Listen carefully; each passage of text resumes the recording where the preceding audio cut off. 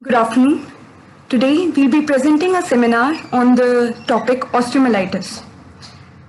The presenters will be Dr. Megha, Dr. Radhika, and Dr. Niren. We would like to acknowledge our faculty preceptors, Professor Dr. Sanjeev Sinha, Dr. Bhavuk Garg, Dr. Aarti Kapil, and Dr. Upendra for all their support and their guidance. So, should we start the seminar? Yeah, please start. Thank you, sir.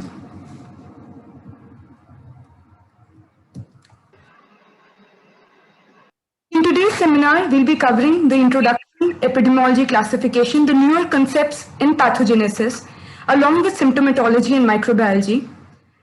Later, Dr. Radhika will be explaining special scenarios accordingly, how to manage these, and Dr. Niren will be covering the newer updates. So what do we expect from this seminar? We expect to know the newer concepts in etiopathogenesis by the end, to know the relative merits of diagnostic imaging and sampling modalities, to apply these principles of management to different clinical scenarios, and to identify when to progress towards surgical intervention. So what exactly is osteomyelitis? In a generic terminology, it involves inflammation of the osteo, that is bone, and myelitis, that is marrow. So, an inflammatory process accompanied by bone destruction caused by invasion of a microbe, which can be either limited to cortex or can involve the marrow, periosteum, and the surrounding soft tissue. So the incidence in US accounts to be 1 in every 675 US hospital admissions each year, accounting to 50,000 cases annually of chronic osteomyelitis. In India, this prevalence accounts to be about 2 in every 10,000 children of acute hematogenous osteomyelitis. Of every 1/5 of open fracture patient, these patients may progress towards chronic osteomyelitis, with the incidence being higher in men and increasing with an increase in age group and increasing comorbidities.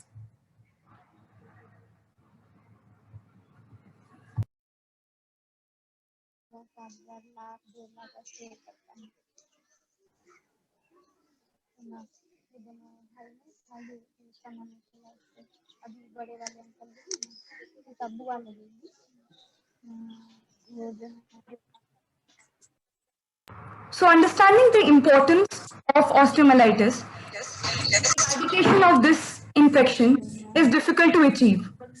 Success in antibiotic treatment of other infections still remain a complex entity for this difficulty in treatment can be a heterogeneity in anatomical positive organism, host factors, and the disease severity. All this poses cost on the healthcare system, not only in terms of increase in the hospital stay, but also in terms of repeat surgeries and prolonged antibiotic management. So now moving towards classifying osteomyelitis, it can be classified on an etiological basis into hematogenous, contiguous foci, and vascular insufficiency, and duration into acute and chronic, which can be less than 6 weeks or more than 6 weeks. A newer classification of chronic osteomyelitis is as displayed the Sierne-Mader classification, which takes into account two factors, anatomical stage and physiological and host factors. The etiological factors as illustrated here being the contiguous foci from trauma, bone surgery and joint replacement. These are polymicrobial, mostly contributed by trauma, and symptomatology depends on the foci of trauma. Vascular insufficiency in patients of diabetes mellitus due to micro and macrovascular complications. These conditions can again be polymicrobial. Approximately 12 to 20% of the diabetic foot ulcers are associated with osteomyelitis, involving mostly the lower limb bones, such as toes, metatarsals, and calcaneum. Among the hematogenous spread, which is usually common in the prepubertal children, having the hairpin loop arrangement is the most commonly involved, which being monomicrobial in maximum number of the cases, also involves 85% of the cases of hematogenous spread among children. Elderly patient hematogenously spread osteomyelitis involves mostly the vertebra, involving lumbar being the most common, followed by thoracic and cervical. So here we can see the Cioni-Maeder classification. This is the anatomical stage where we can see medullary, that is, the infection has spread only to the bone marrow medulla and there is no breach in the cortex. Superficial, that involves a breach in the cortex but sparing of the medulla. Localized, that is type 3, in which there is both involvement of the medulla and the cortex, but only a limited full thickness involvement is present. That is, it is cumulative, but axial instability is not present. And type 4, which is the worst prognosis, involving full thickness medulla and cortex involvement, and also widespread involvement leading to axial instability. Physiological class types, we have class A, B, and C, depending upon the host response to this infection. Class A involves good immune system. B involves compromising factors, which can be either local as well as systemic factors. C, being a case which has worse prognosis, radical treatment that would be necessary would lead to rather unacceptable risk-benefit ratio. Here in this slide, we are able to make out the systemic and local factors, accounting for how a host is going to respond to this infection, where systemic factors may involve malnutrition, renal liver failure, deficiency, hypoxia, diabetes mellitus extremes of age, people on steroid therapy, and local factors involving venous stasis, arteritis, extensive scarring, major vessel compromise, and radiation fibrosis.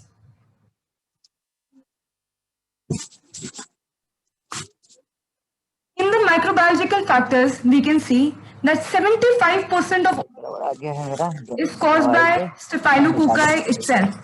Among the other common organisms, we also have cons, which are Coagulase negative Staphylococci, aerobic gram-negative bacilli, such as Pseudomonas, Klebsiella, and E. coli, and also MTB, which is endemic in our region.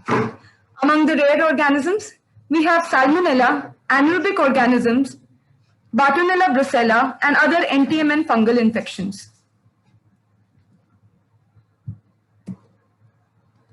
Here we can see a classification on the basis of age, location, and clinical association, where vertebral osteomyelitis, being more common in elderly, being polymicrobial in nature and with hematogenous spreads, accounts to be involving Staphylococcus aureus, gram-negative bacilli.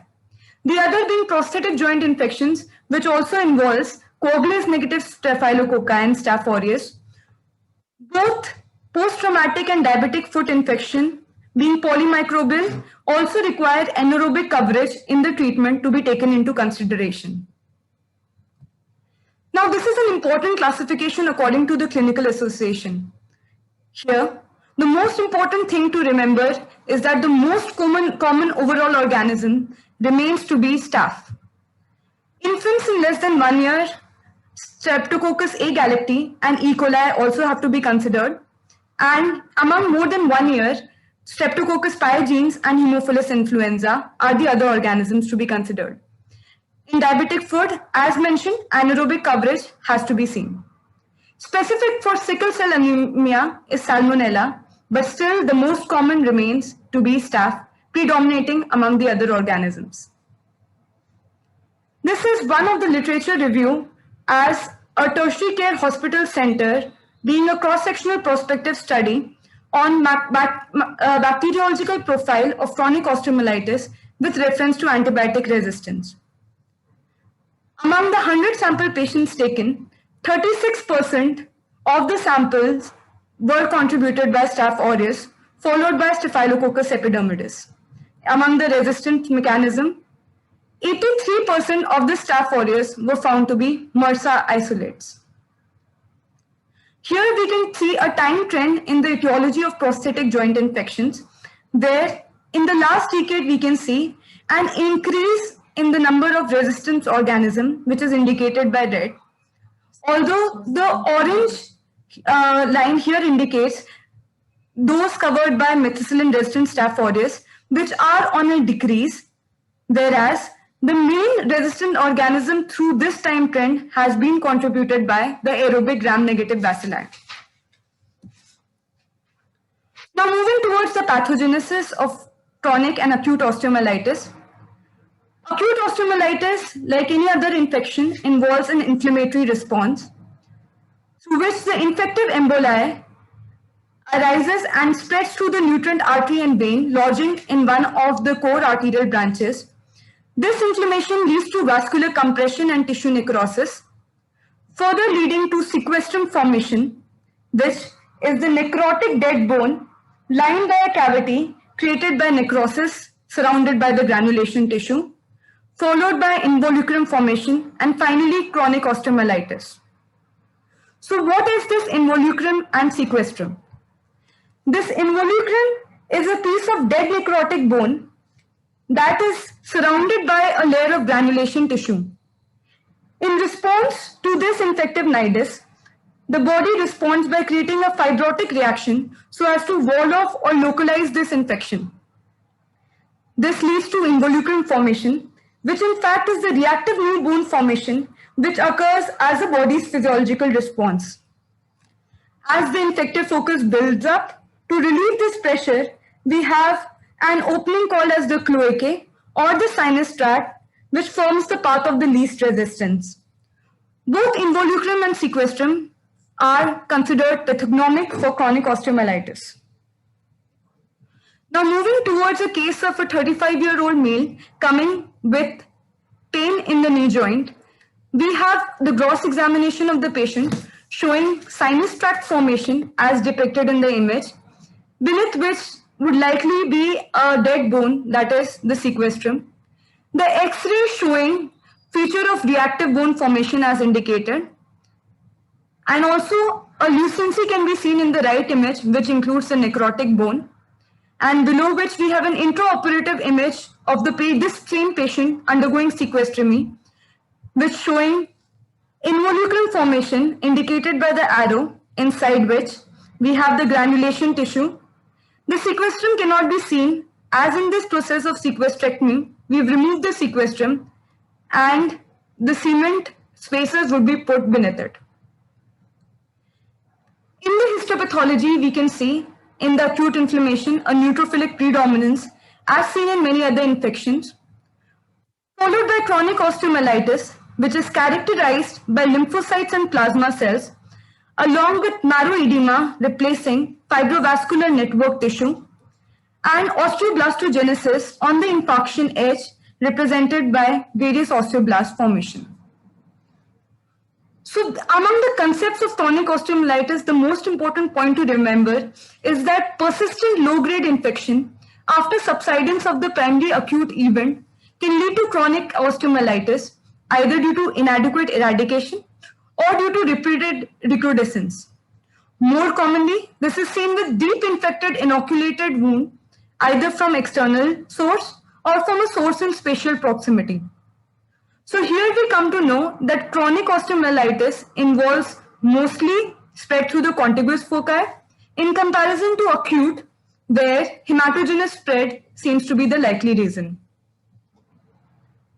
An important point to note also is that chronic osteomyelitis cannot be ascertained by duration alone, but importantly by clinico-radiological diagnosis. This slide tells about the new current concepts of osteomyelitis, whereas we have seen Staphylococcus aureus being the most common organism, involves various etiologies and pathogenesis so as to evade the host immune response, leading to a latency of this infection. The first being biofilm formation, second, staphylococcal abscess community formation, infection of the osteocyte lacunar system, and also toxin secretion such as collagenases, alpha hemolysin, leading to an increase in the dispersal of this organism and causing bacteremia. Among the host factors, we have innate and adaptive immune response contributed by a predominance of neutrophils and macrophages. Among the other factors employed by Staphylococcus aureus is one specific cell surface protein that we need to take into consideration, which is SPA. This helps in secreting certain cytokines such as IL-1 beta, IL-6, TNF alpha, which creates a loculation or a fibroblastic reaction, helping in loculation of this infective nidus and leading to latency. This also contributes to increased colonization of the microbe. An important pathogenesis employed by Staph aureus is here being displayed, which is biofilm formation.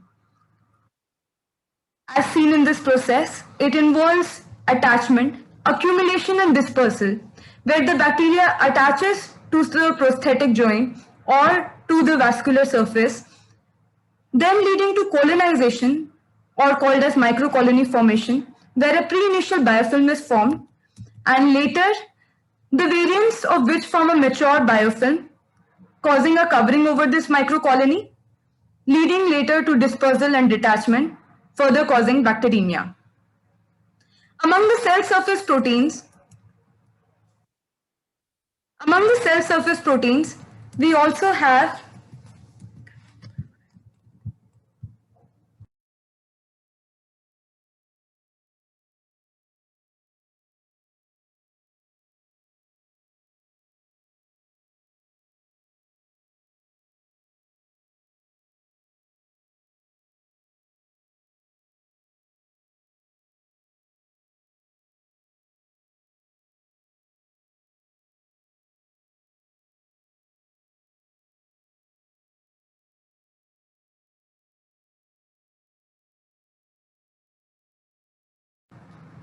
Among the cell surface proteins, we have Staphylococcus aureus contributed collagen adhesion molecules, bone sialoprotein, and staphylococcal protein A as described, which helps in colonization, internalization, and osteoclastogenesis, leading to bone destruction and formation of the infective nidus.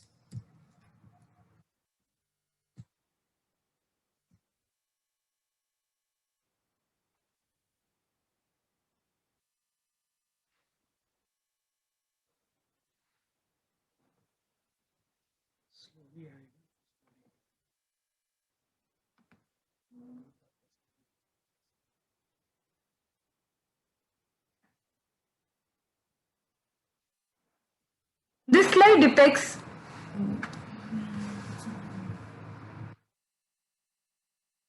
slide depicts acute features of acute osteomyelitis and chronic osteomyelitis, where among the symptomatology, dull pain involving the particular site of infection, with localized findings of tenderness, warmth, erythema, and systemic symptoms of fever might be present.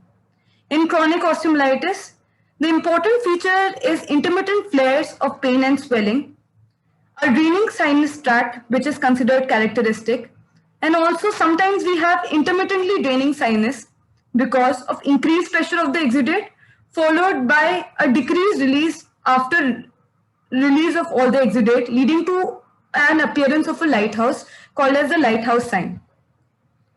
Here we can see some of the signs where this demonstrates the clinical examination of the skin changes of a patient with chronic osteomyelitis. We can see the skin changes like thinning, cicatrization, and here being pressed is the sinus where exudate can come out, which can later be sent for culture and swab. The next image shows how probe to bone test can be done in diabetic foot ulcers on an OPD basis to test for osteomyelitis among such patients or vascular insufficiency.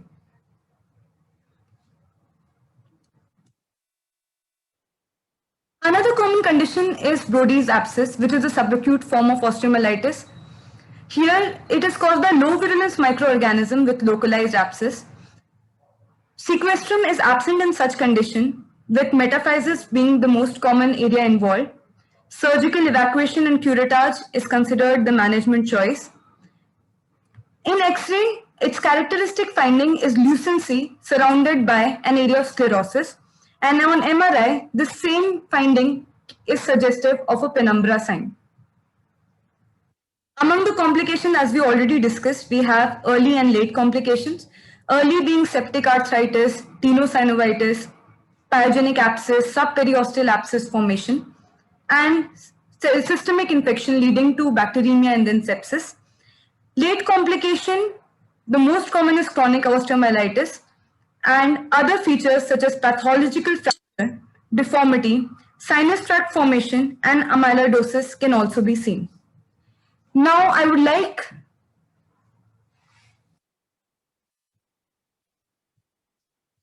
cancel. Sign in.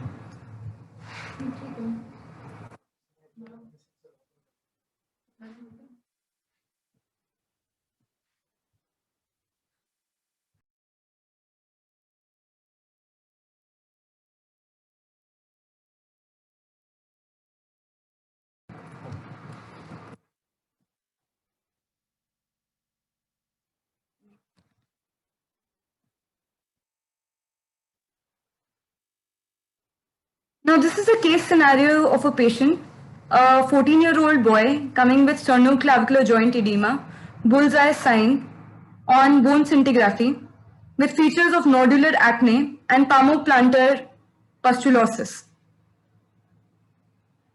So this is a common differential diagnosis seen in this condition, mimicking chronic osteomyelitis, called as the Sappho syndrome.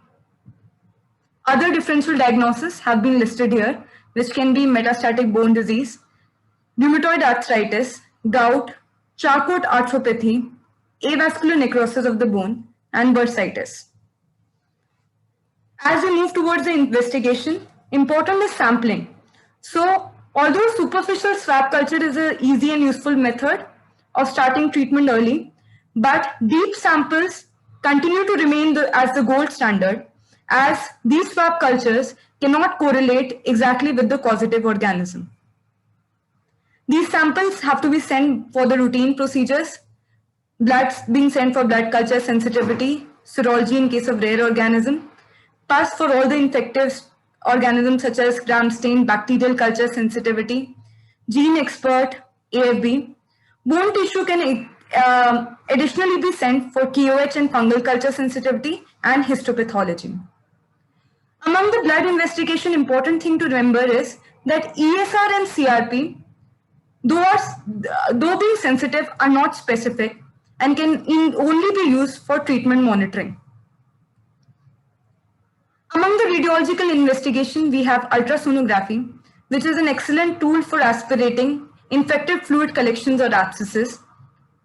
X-ray is the first radiological investigation to be done in a suspected patient, though having a low sensitivity specificity. Among the first 2 weeks of infection, only 80% of the patients, among 80% of the patients will show a normal radiograph, and only 20% of the patients may show certain pathological findings. In the above picture, we have ultrasound and percutaneous drainage of the abscess through the needle aspiration technique. And below we have X-ray, where the arrow demonstrates subperiosteal lamination because of reactive new bone formation, a necrotic area, which is the sequestrum, surrounded by a zone of lucency called as the resorption zone, which is indicative of a septic necrosis. Similar features of osteolytic osteopenia and cortical bone destruction can be seen on the right image. CT scan is important for identifying sequestrum and involucrum, as it can assess the cortical and vacuolar integrity, along with the extent of sinus tracts. The demerit mainly being the inability to detect marrow edema and inability of it to be able to exclude early osteomyelitis. MRI is more sensitive and specific as bone marrow edema can be detected by it, and it is also has the ability to identify soft tissue joint complications.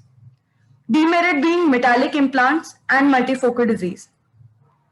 Nuclear modalities such as PET scan, WBC scan, and gallium scan can be used if metal hardware precludes MRI, but they cannot necessarily differentiate between infective and aseptic inflammation, as they indicate only an active disease process. So here on the left, we have CT scan of a patient where the arrow indicates necrotic bone or sequestrum surrounded by an area of lucency which indicates reactive changes or granulation tissue. On the above hand, we have images of MRI T1 and T2, where T1 indicating anatomical delineation and also T1 hypointensity being specific for bone marrow degradation and feature of acute osteomyelitis. T2 indicating hyperintensity indicates chronic osteomyelitis and also surrounding bone marrow edema can be detected in the T2 image. Below on the right, we have X-ray image of a patient which shows a normal radiograph, but the same MRI image of the patient shows bone marrow edema, indicating that MRI can detect within 1 to 2 days of infective etiology, which in 80% of the patients cannot be detected on an X-ray. Moving towards medical and surgical management, our general principles remain a multidisciplinary approach, early microbial sampling to be attempted in all patients, dead tissue to be removed to prevent further recurrence, poorly vascularized tissue making it unlikely to heal because of lesser effect of antibiotics, pain relief and functional recovery to the maximum extent possible being targets to be achieved. So when to consider surgery? In the features of acute osteomyelitis, if there is definitive evidence of pus collection in the subperiosteal or intramuscular plane, we should move towards surgical debridement. And among chronic, since there is necrotic bone formation, surgical debridement with sequestrectomy has to be done in these patients. So below is an image of a new form technique where antibiotic loaded cement spacers are added during surgery so as to prevent recurrence not only of surgeries but also to prevent prolonged antibiotic. This is among our AIMS antibiotic policy taken from various literatures, which indicates that among empiric treatment for osteomyelitis with no risk factors of MDR, methicillin sensitive Staphylococcus aureus and group A Streptococcus are the organisms to be targeted, which involves the preferred treatment of intravenous cefazolin and intravenous ceftriaxone. After initial stabilization with IV therapy, oral therapy with linezolid and rifampicin can be given. Important to note is that rifampicin is always to be used in combination and minimum treatment duration being 6 weeks. Among empirical, for those patients where risk factors of MDR are considered, such as recent hospitalization, recent surgery or trauma, HIV, prior antibiotic use, intravenous drug abusers, and among diabetic patients, we prefer intravenous vancomycin and teicoplanin as the first drug of choice, which are to be given along with piperacillin tazobactam or cefoperazone sulbactam. An alternative in this case can be daptomycin. In patients with tuberculosis, according to the RNTCP Index TB guidelines, we have to follow with the 2 months of intensive phase HRZD regimen, followed by 10 to 16 months of continuation phase, depending upon various clinico-radiological and microbiological progression. In Candida infections, the preferred treatment of choice would be antifungal such as Anidula fungin and Mica fungin, where it has to be minimum treated for 2 weeks. An alternative in such case can be liposomal amphotericin B. Now moving towards prognosis, early aggressive treatment forms best prognosis. Recurrence rate of chronic osteomyelitis is around 30% at the end of 12 months, and prosthetic joint infections involve more surgeries and longer treatment course. Now, Dr. Radhika will explain various clinical scenarios and the management of each scenario.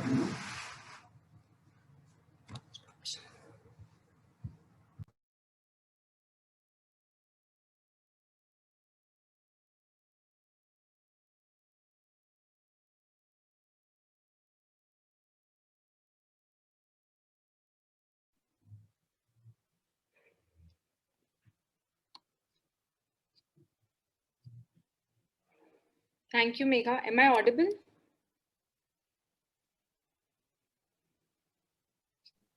Yeah, audible. Please continue.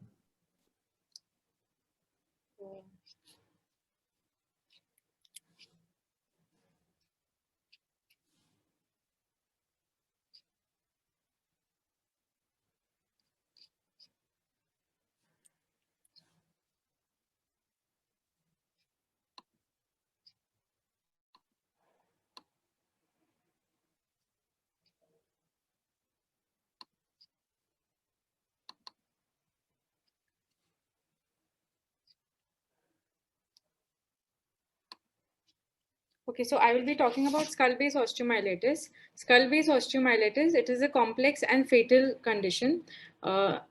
It is usually rare, but a high index of suspicion is required. It is often misdiagnosed for malignancy. It can present either as typical or central or atypical, depending on the bones involved and depending on the source of infection.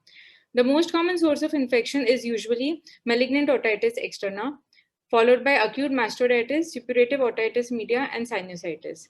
The risk factors for this condition is uncontrolled diabetes mellitus, immunosuppressed patients, prolonged neurosurgery, or elderly patients. Historically, this condition has been defined only in diabetic patients. Now, coming to typical skull-base osteomyelitis. Typical skull-base osteomyelitis, it occurs usually secondary to malignant otitis externa. The most common symptoms of the patients are fever, oral fullness, foul purulent otorrhea, otalgia, that is pain. Pain is disproportionately higher compared to the clinical findings. Now, depending on the extension of the infection, if it is involving the frontal bone, patient will present with fever, frontal headache, retroorbital pain, photophobia, purulent rhinorrhea, seizures, or focal neurological signs. If it extends into the subtemporal area, the stylomastoid foramen is involved, and patient will present with involvement of the seventh nerve. If it is extending posteromedially, jugular foramen will be involved, and if petrous apex is involved, then cranial nerves 5 and 6 will be involved. The most common organism implicated is Pseudomonas. More than 90% of the patients are infected with Pseudomonas. Now, coming to central or atypical, here we can see the area where yellow region is highlighted, that is the central part of sphenoid and the occipital bone. Fever is usually uncommon in these patients. If the infection spreads superiorly, then the complaints of patients will be headache, facial pain, or cranial nerve palsies. Inferior extension, it is kind of life-threatening. Patient will present with localized neck pain, which is non-specific, or tenderness. If it extends further down, it can cause hemiplegia, quadriparesis, dyspnea, followed by apnea. Now, here the most common organism which is implicated is Staphylococcus aureus, followed by Pseudomonas. Fungal infections among Aspergillus and mucormycosis are also seen. Now, a study was done to see the progress of patients. So, serial images were done, CT or MRI. Total of 12 patients were included, out of which 11 were males, 1 were females. All these patients were diagnosed with skull-base osteomyelitis. All of them had index presentation of otitis externa, which was not responding to medical treatment on outpatient basis. So, this is the image. It was a retrospective study. So, whichever images were collected, they were serially placed, and line diagram was made to see the extent of involvement of the intracranial structures. So on day 1, this was the involvement, followed by day 5 to 75, we can see the infection has extended here. On days 93 to 177, we can see there has been significant spread of the infection, and followed by at a median days of 209 to 477 days. Some patients had responded partially to antibiotics, but still the infection was significantly there. So basically, to highlight that infection should be picked up at early stage, because, and all these patients were treated with culture guided antibiotics. Even then, the resolution of involvement was quite, resolution of spread of the disease was quite slow. Now, coming to diagnosis, lab investigations are usually very non-specific. Mild elevation of leukocyte, ESR, and CRP is seen. Gold standard is biopsy and culture. Also, when do we have to repeat biopsy and culture? If the first culture is negative and we have started adequate empirical antibiotics, so to rule out an occult malignancy in patients, because nasopharyngeal carcinoma or any malignancy of head and neck is a close differential diagnosis for these patients. If you're suspecting fungal pathogens, then silver stain on histological sections can be asked for. Now, coming to imaging, most of the imaging modalities has been discussed by Dr. Megha. Here, the first imaging modality, which is usually done, is CT scan. That is because it is sensitive to bone erosion or periosteal remodeling. However, it is a poor choice for intracranial extension. MRI is more sensitive in determining the extent of the disease. Now, in patients who have been operated or who have had previous skull-base surgery, MRI, indium scan, or WBC bone SPECT are the most sensitive techniques for detecting the infection. Now, treatment. Coming to medical treatment, culture-guided long-term IV antibiotic therapy for as long as 3 to 6 months, depending on the patient's response, is to be done. Strict glycemic control in diabetic patients. Empirical coverage, since Pseudomonas is the most common organism, so broad-spectrum antibiotics with anti-pseudomonal cover has to be given. If we are suspecting MRSA, vancomycin has to be added, and for antifungals, amphotericin B. There is no role for empirical antifungals. Now, when is the need for surgery? In case of soft tissue involvement, early aggressive surgical removal of the infectious sequestrum is required. Now, prognosis is usually poor in these patients unless and until early aggressive therapy is instilled. Long-term neurological sequelae is seen in up to 30% of the patients and 10 to 30% mortality. Now, coming to the next entity, that is diabetic foot osteomyelitis. 60% of the diabetic foot ulcers, they are complicated by infection. Now, mode of infection in this is usually contiguous spread from the adjacent soft tissues, and it should be suspected in all diabetic foot ulcer patients who are presenting with infection, whose clinical findings are suggestive of infection in chronic wounds, and in case ulcer keeps on recurring. Now, the most common involvement in osteomyelitis is first forefoot, followed by midfoot and hindfoot. Now, the pathogenesis is multifactorial in diabetic foot ulcers, diabetic foot osteomyelitis, making it more difficult to treat. Now, it is initially, patient will have a combination of sensory neuropathy, because of which they will have decreased protective sensation and increased foot pressure and minor trauma, followed by motor neuropathy, they also have concomitant motor neuropathy, which will lead to muscle atrophy and secondary foot deformities. There will be alteration in the biomechanics of the load and body weight distribution, which will lead to increased foot pressure, especially over bony prominences. They will also have a component of autonomic neuropathy, which will lead to decreased sweating and dry skin. Peripheral arterial disease also contributes, that is majorly due to atherosclerosis and microvascular disease. It will lead to ischemia and decrease in healing of the ulcers or osteomyelitis once the process has begun. Now, all these things, they will lead to formation of callus, followed by ulcer, infection, and amputation. All these things with minor trauma, it will progression is from callus to ulcer to infection, followed by finally amputation. So our main motive is to save the limb of the patient. Now, since it is soft, it is adjacent spread, mostly it is polymicrobial. Gram positive means Staph aureus is most common, and in gram negative, E. coli, Klebsiella, these are common. Now, diagnosis is usually challenging in its initial phase. Purulent secretions plus at least 2 signs of inflammation should raise suspicion. Now, there are two specific clinical signs which are defined for high suspicion of osteomyelitis. That is, if the width of the ulcer is more than 2 centimeters square, it has a sensitivity of 56% and specificity of 92%. Also, deep ulcers, that is more than 3 millimeter, they are more likely to cause osteomyelitis compared to superficial ulcers. Now, the probe to bone test, that is gently this is a bedside test which can be done. You have to gently insert a sterile blunt metal probe into the wound. Now, at the end of this thing, if you're feeling a hard, gritty structure, then it is highly suggestive of osteomyelitis. However, a negative test does not rule out osteomyelitis. Now, coming to imaging in diabetic foot patients, probe to bone test and plain X-ray, individually they have low sensitivity, but combined their sensitivity increases to 82%. MRI is most sensitive with 90% sensitivity. Now, the guidelines which say, what the guidelines says, if X-ray plus probe to bone test and ESR, if all these are suggestive of osteomyelitis, then there is no need for any further imaging. If there is doubt, then MRI or bone scan or PET scan can be done. Now, coming to microbiology, bone biopsy is the gold standard. Usually what we do is we'll take a superficial swab from the pus or the discharge and we'll send it for culture. But studies have shown that correspondence between the bacteria from the bone biopsy and from swab culture is less than 50%. Even if the swab grows something, we are not sure whether it is colonizer or the pathogen.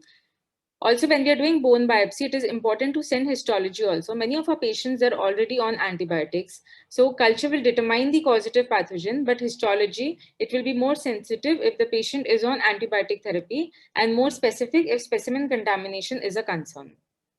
Now, usually a sample of bone percutaneously or surgically is recommended. Ideally, the patient should be off antibiotics for 2 weeks. Now, general principles for diabetic osteomyelitis is antimicrobial therapy. Since polymicrobial infection is more common. All gram-negative, gram-positive, and obligate anaerobe should be covered. In tropical countries, anti-pseudomonal coverage is recommended by the guidelines. The duration by the International Working Group for Diabetic Food, they have recommended duration not to exceed for more than 6 weeks. Among the surgery, earlier amputation was preferred, but nowadays conservative approach is preferred. In patients, conservative approach means only that part of the infected ulcer and the infected bone that is removed. Also, during that, the edge of the a sample from the nearby healthy bone is also is recommended to send, just to see whether that part is infected or that part is healthy. Now, in a patient with diabetes and uncomplicated forefoot osteomyelitis, where the foot can be preserved, consider treating with antibiotic therapy without resection of the bone. If soft tissue infection is there, typical limb ischemia is expected, then evaluate the need for surgery. Now, treatment, as mentioned, duration not more than 6 weeks, and if there is no improvement after 2 weeks, repeat bone biopsy for culture. Oral therapy can be instituted after 7 to 10 days. Now, this was the guidelines by the Diabetic Working Group in 2019. However, IDSA recommends 4 to 6 weeks if the infected bone is not completely removed, and at least 3 months in case of antibiotic therapy alone. Now, what we can do as residents in the OPD, prevention is the key to save the foot. So, clinical examination of patients who are diabetic. First of all, vascular status and loss of protective sensation. These two has to be assessed. Vascular status can be assessed by palpation of dorsalis pedis and posterior tibial artery. Now, coming to loss of protective sensation, it can be assessed by either of the three methods. One is Simis Weinstein 10 gram monofilament. In this, what is done is the filament is held perpendicular to the foot, and it is pressed. It is pressed to the extent that it should bend. That means it is adequate pressing. Now, these three sites are usually assessed. Patient should, before you start assessing the foot, patient put this filament on either the patient's hand or the forehead so that they know that what sensation is to be perceived. And the ideal duration is less than 2 seconds. You don't have to press beyond to elicit the pain sensation. Now, coming to vibration perception, the ideal method is at the great hallux. You have to hold the 128 Hertz tuning fork, and it has to be pressed perpendicularly. Now, if filament or tuning fork is not present in the OPD, the third method is the Ipswich touch test, in which the first, third, and the fifth digit of the toes is touched lightly for a duration of around 1 to 2 seconds. Now, it is likely when light touch is not sensed in more than or two sites. Now, both monofilament and touch test have been shown to have comparable sensitivity and specificity. Now, after assessing for loss of protective sensation and peripheral arterial disease, the risk stratification system, you can categorize the patients into 0, 1, 2, and 3. Now, this stratification will help us to guide the patients regarding their frequency of foot examination by a clinician. Now, what we can educate the patients is, other than glycemic control, is avoid walking barefoot, washing feet daily. Ideally, the temperature of water should be less than 37 degrees. Do not use chemical agents or plasters to remove corns and calluses, and cut the toenails straight across. Also, the footwear of diabetics, they should be broad and accommodating all the feet, all the toes of the feet spaciously. Now, the next topic is vertebral osteomyelitis. 3 to 5% of all osteomyelitis, the increasing incidence has been attributed lately to, first is improved diagnostics, increased healthcare associated infections, increased incidence of hemodialysis, indwelling catheters, IV drug abuse, spinal instrumentation, immunocompromised host, and aging population. Now, it can lead to irreversible spinal cord injury, neurological deficits, septicemia, and mortality if not treated at the right time. Up to 40 to 50% of the patients, they may require surgical intervention. Now, clinical features. Back pain is the most common clinical feature. However, it may not be present in 15% of the patients. Fever is not so common. Less than 50% of the patients have fever. Localized spinal pain or muscle spasm may be there.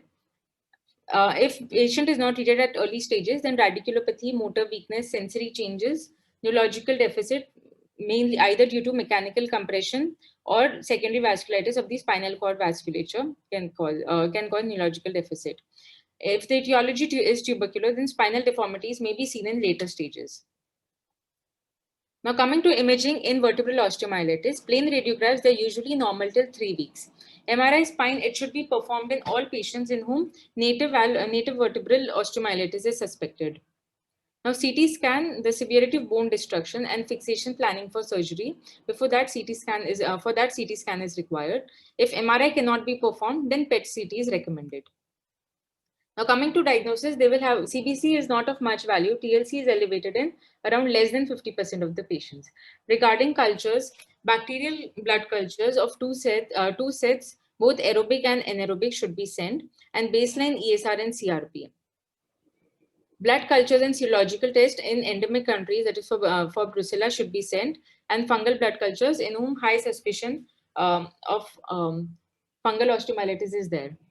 Echo has to be performed in all patients. Around 30% have bacterial endocarditis, which is the source of infection.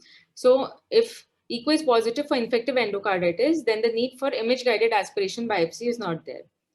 Now, if blood culture serology or echo is negative, only then we will proceed with image-guided aspiration biopsy. Now, what IDSC recommends is 6 weeks of culture-guided antibiotics, either parenteral or highly bioavailable oral antimicrobials. Until microbiological diagnosis is made, antimicrobials can be withheld. However, if the patient is having neurological compromise with or without impending sepsis or hemodynamic instability, then immediate surgical intervention and empirical antimicrobial therapy should be instituted. Now, these are the IDSA recommendations according to the culture sensitivity. These antibiotics, Megha has discussed our AIIMS institutional antimicrobial policy. This is the recommendation by IDSA. Also, the oral agents with good bioavailability. This is the list of oral antimicrobials which have good bioavailability. Now, the role of surgery in vertebral osteomyelitis is if the patient is having progressive neurological deficits, progressive deformity, spinal instability, persistent or recurrent bloodstream infection, or worsening pain despite appropriate medical therapy. However, it is not recommended in patients with worsening bony imaging findings at 4 to 6 weeks in the setting of improvement in clinical symptoms, physical examination, inflammatory markers. Now, treatment failure. When are we going to suspect treatment failure? One, if failure to show clinical improvement at 4 weeks. Secondly, ESR and CRP, they can be quite useful in assessing treatment response. Either they're unchanged or increasing values after 4 weeks of treatment suggests treatment failure. Follow-up MRI, it should be reserved for patients with failure. If in patient with failure, additional tissue samples for microbiological and histological diagnosis should be sent. Now, briefly talking about tuberculosis and NTM, since TB and they are a separate topic in itself, but since they're the most common things which we see. Now, the challenges in treating vertebral osteomyelitis caused by tuberculosis. One, it is postbacillary. Usually, these patients present quite late. The characteristic radiological findings are destruction of bony vertebral bodies with relative preservation of intervertebral disc space, disruption of end plates, involvement of anterior vertebral body with sparing of the posterior arch, presence of spinal deformities, and smooth-walled paravertebral cold abscess. Also, response to treatment is usually difficult to gauge. Now, coming to NTM, just a brief word about NTM. Rare cause of osteomyelitis. It should be suspected when ZN staining is positive and gene export is negative. The reason why it is essential to differentiate from MTB complex because it does not respond to conventional ATT, requires prolonged treatment, high suspicion of tuberculosis, who do not respond to conventional ATT, in them NTM should be suspected. Now, the take-home messages from this thing is index of suspicion should be high, especially for skull-based osteomyelitis. Early aggressive treatment is the key. Now, examination, the OPD basis, and educating diabetic patients regarding foot care should be inculcated as routine practice. Neurological examination should be performed in patients complaining of backache. Now, I'll ask Dr. Nirain to continue with the seminar.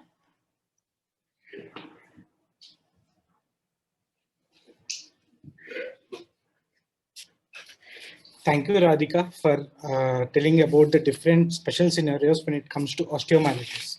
So I'll be talking more about the recent updates and prosthetic joint infections. So as such, the native osteomyelitis cases are declining and the infections related to trauma and the processes are in the rise. The prosthetic joint infections are defined as infections involving the processes and the adjacent tissues, which includes the bone and the joint. So whenever a prosthesis is infected, it's a great burden for individual patient requiring multiple admissions, repeat surgeries, and also it increases the healthcare costs. So as such, there is a quite increase in the number of orthopedic joint replacements, with knee replacement being the most common. In India, almost up to 4% of these arthroplasties can lead to prosthetic joint infections, especially in high-risk patients. So let's see our experience when it comes to prosthetic joint infections. Over the course of 5 years from 2013 to 2015, 1,575 patients have underwent joint replacement under orthopedics, most of them being knee replacements. So among these 237 of the cases almost required revision surgery cases for suspected prosthetic joint infections. The culprit organisms were identified in only 38%, which is 91 of the cases, be it by culture or by PCR technique. So overall, the incidence of prosthetic joint infections here is slightly lesser, more in case of hip replacements at 1.53% and only 0.89% when it comes to knee replacements. So the microbiological profile of these patients in among 84, still Staph aureus remains to be the most common organism for prosthetic joint infections, with MRSA rates seen around 30% only. But the gram-negative bacilli are increasing, and overall they have crossed the gram-positive bacilli as well. Importantly here, Klebsiella pneumonia, which is almost 92% of the time is multi-drug resistant, is most common in case of gram-negative bacilli, followed by Pseudomonas, E. coli, and Acinetobacter. Imipenem seems to be our best choice of drug when treating gram-negative bacilli. Then we'll come to a recently published article in Open Forum Infectious Diseases in January of 2021, where they gave a Staph score, which is a predictor for Staphylococcus aureus as the causative organism in native vertebral osteomyelitis. So it has been developed from only a single center retrospective cross-sectional study among 156 patients admitted in Japan. So they also excluded whenever they don't know the organism that is causing, and importantly, there were no patients with tuberculosis among these patients. So using multiple logistic regression, they came out to 6 variables that are important to form a score of 0 to 11, and said the score of 3 or more is able to distinguish Staph aureus from other causes of native vertebral osteomyelitis, with a sensitivity of only 58, but a specificity of 84%. So even considering only a single center study and among 156 patients, so these kind of things may not be generalized to our population, where tuberculosis also is an important differential in these patients. Next, let's see the role of rifampicin in case of osteomyelitis. So many studies have shown adding rifampicin to the treatment regimen will show some benefit while treating your bone and joint infections. So especially in recent evidence in 2013 in device-associated infections caused by staphylococcal infection, there were greater cure rates seen with combination therapy by adding rifampicin to the ciprofloxacin therapy. And also in case of vertebral osteomyelitis, which is caused by Staphylococcus aureus, it is seen the patients who received rifampicin had also had greater cure rates. But what about the other conditions? So there is this large randomized control trial that is happening among veterans with diabetes in United States. So they are seeing if adding rifampicin can reduce the amount of amputations in case of diabetic foot osteomyelitis. So maybe the results may come out in 1 or 2 years. Next, let's look at one of the landmark trial that has been published 1 year back in January of 2019 in NEJM, where this compared oral and IV antibiotics in treating bone and joint infection.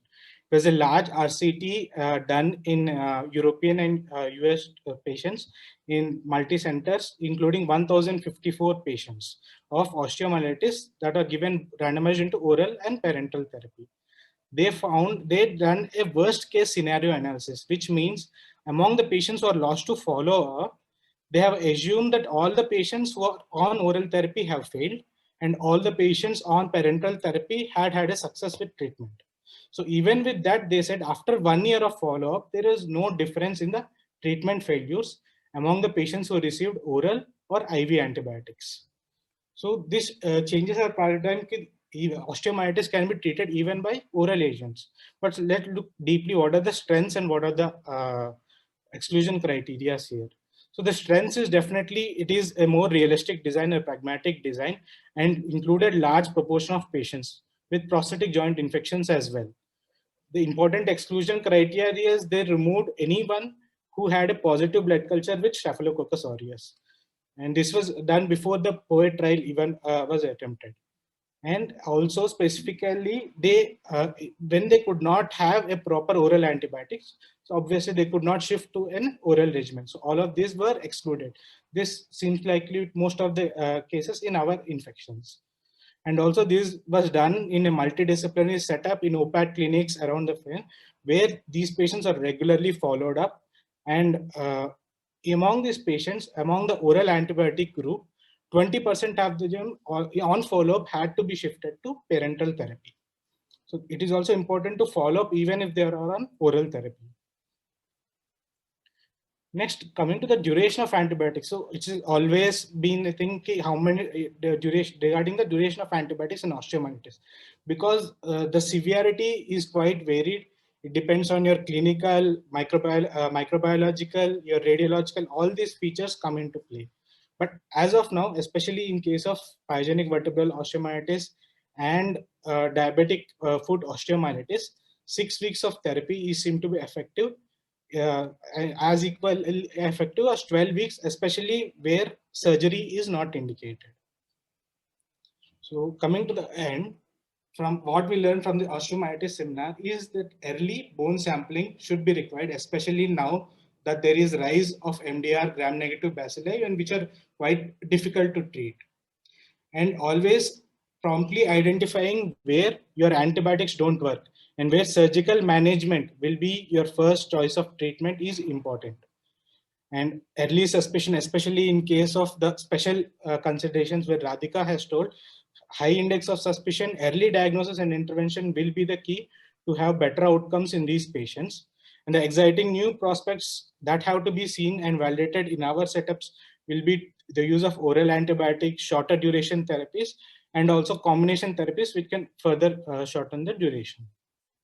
So thank you. For next, I'd like to invite Dr. Bhavuk sir for his expert comments. Hello, Dr. Bhavuk was there. Yeah, I'm Dr. Nair. I think I'm just coming for a few minutes.